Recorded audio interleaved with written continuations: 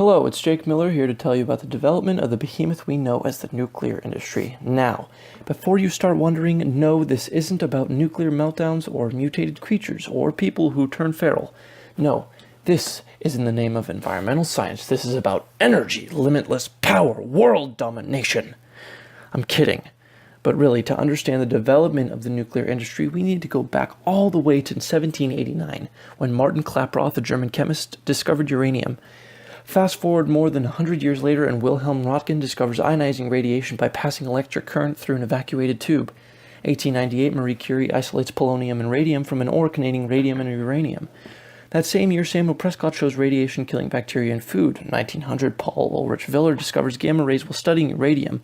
1911, Frederick Soddy discovers isotopes. 1932, James Chadwick discovered the neutron. 1938, Otto Hahn and Fritz Strassmann show new lighter elements being developed from old radioactive ones were barium, and the others, which were about half the mass of uranium, demonstrating nuclear fission. January of 1939, Otto Frisch confirms the energy released from nuclear fission experimentally. Jesus Christ. Anyway, after Frisch's project, there's a whole lot of science that follows regarding the proper use of U-235 and U-238 and the massive uranium required to produce a self-sustaining energy release. But we're not going to delve into that because that's a lot of words, and come on, let's talk about the frickin' atomic bomb and Manhattan Project already. Sorry, this ain't about bombs, although the Manhattan Project was important for nuclear development. All you need to know is that since then, all nuclear energy release, around 200 million electron volts, is done through nuclear fission, or a splitting nucleus. There was a group called the MAUD, or MAUD Committee, who in July 1941 released two summary reports, one regarding uranium and bombs, and the other uranium as a source of power. A second MAUD report concluded that controlled fission of uranium could be used to provide energy in the form of heat. The idea of a uranium boiler was popular. Unfortunately, after the December 7th attack on Pearl Harbor, almost all U.S. resources were pooled for the development of the atomic bombs. Yikes. Whilst I'm not going to go over the Manhattan Project in detail, it does provide some interesting information regarding the energy release in its most raw form. After the U.S. Army took over the nuclear projects in June of 1942, production plants were built and scientists from Canada and the U.S. began their work. The first atomic device tested successfully detonated in New Mexico in July of 1945, visibly showed the massive, even destructive capability of the energy release. Boy, was that a bad idea, almost as bad as when I thought it'd be a good idea to tell a girl in the 4th grade that I liked her only to have her laugh in my face. Yeah. Moving on. So, post-World War II, and the U.S. develops reactor designs, most importantly, the pressurized water reactors, or PWRs for short. The uranium fuel was cooled by large amounts of regular water. Usually these developments were for submarines and naval developments, but in 1962, Westinghouse released the first fully commercial PWR. Many countries followed with their own designs, including boiling water reactors and gas graphite designs. France, Canada, and the Soviet Union, the damn commies, even followed the U.S. developments. Today, 60% of the world's nuclear power programs utilize PWRs. From the 1970s to 2002, the nuclear industry suffered a lapse, even though output increased 60%. Nuclear-produced electricity still accounted for about 16% of the world's output in the 1980s. The late 1990s was the turning point when Japanese scientists developed an advanced boiling water reactor. The revival came from the realization of the coming energy demands of the world, particularly in developing countries. The second, that energy security, each nation having access to affordable energy, must be able to meet demands at all times. Lastly, and the best one, environmental science, peace and love, save the whales, the need to limit carbon emissions due to worries about climate change. In 2004, a European PWR, the most powerful third-generation unit of the time, was used in Finland. Today, the U.S. is responsible for more nuclear electric output in the world than any other country. 10.6% of the world's electric output is due to nuclear power, thanks to developments in solar power, wind power, biomass, etc.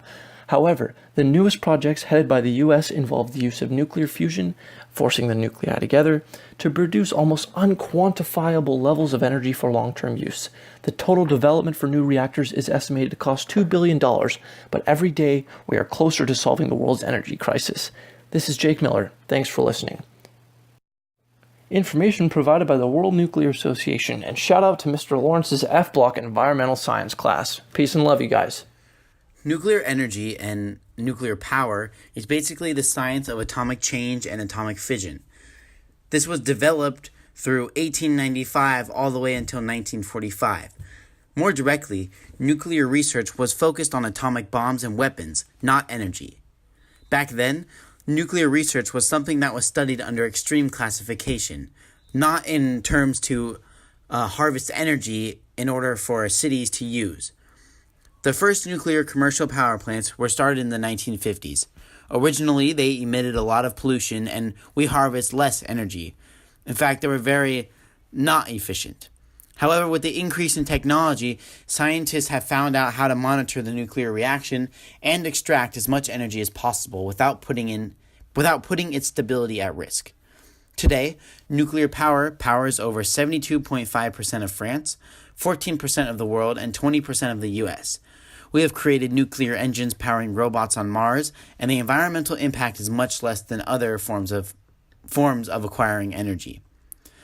Actually, when doing a calculation of the entire nuclear energy process, what we see is that it's actually very inefficient, that transporting the goods, setting up these plants in an equation and getting the data out, it actually turns out to be one of the most inefficient ways to collect energy. Some people only focus on the statistics after all of the transportation and setup is done, but when you really put it into perspective, even burning fossil fuels as a whole is more efficient than nuclear energy.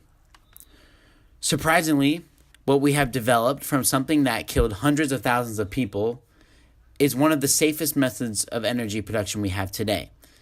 It also releases less radioactive material into the atmosphere than oil-burning products.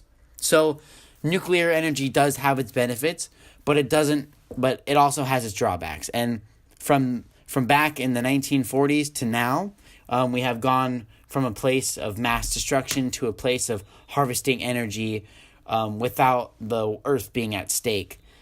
So take what you will from this information and create your own opinion on whether or not you support nuclear energy or not, and maybe why. Thanks for watching. Energy. Does nuclear energy supply for the U.S. plus the world? Well, nuclear energy generates about 14% of the world's electricity. However, the amount of electricity generated by each country varies. So, for example, the United States depends on nuclear energy to supply about 20% of the country's electricity, while France depends on nuclear energy to supply about 75.2% of their power.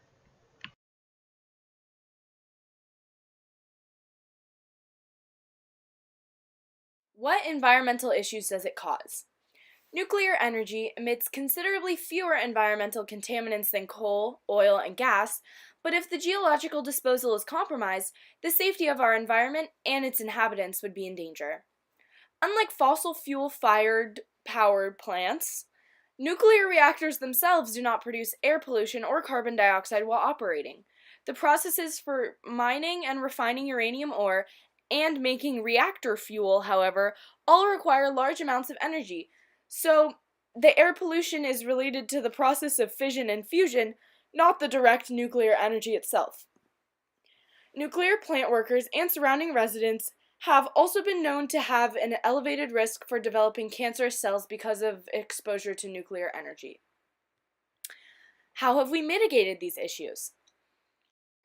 Waste must be contained in a tank and isolated from the environment for a long period of time, or serious ecosystem damage may occur.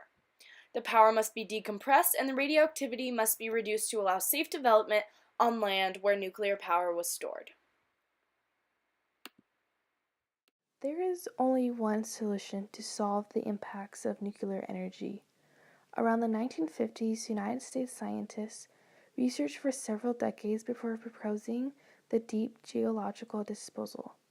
There are many steps in the deep geological disposal. First off, used fuel is removed from whatever the nuclear energy is from. Secondly, it is cooled down for over 10 years. The fuel is then contained and placed underground where there are barriers to prevent any radioactive substances from leaking out. After, everything is sealed and it is complete. Some countries have developed more protection by creating clay buffers that contains the radioactive substances to prevent erosion. Studies have shown that deep geological disposals are safe as long as everything is done correctly, and this solution will continue to exist to prevent any radioactive substances hurting our environment, animals, humans, and our way of life.